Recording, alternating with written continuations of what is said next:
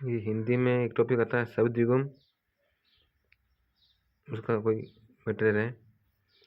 अज्ञान सूर्य, अध्ययन पाप, अज्ञान मूर्ख भी होता है। अंगना पर बिंदी है तो स्त्री, अंगना पर चंद्रमा है तो आंगन। अगम्य जाना संभव नहीं, अगम्य पुराण। अगध निरोग, अंगद बलि का पुत्र। अकथन न कहा जा सके, अथक बिना थके। अचलायन पृथ्वी, अचलयन पर्वत। अकुतन बिना अंदाज के, अकुतन आशे। अक्षयन धोरी, अक्षयन आंख। अयशयन बदनामी, अयशयन लोहा। अवनियन पृथ्वी, अवनियन रक्षा। अचिरयन शीघ्र नवीन, अजीरयन आंगन। अध्ययन आज, अध्ययन पहला। अम्बेन माता, अम्बु यानी जल, अब्द यानी वर्ष शताब्दी। अवमर्श यानी आलोचना, और अवमर्श यानी से गांठ वाला, इसमें इसका होगा स्पर्श।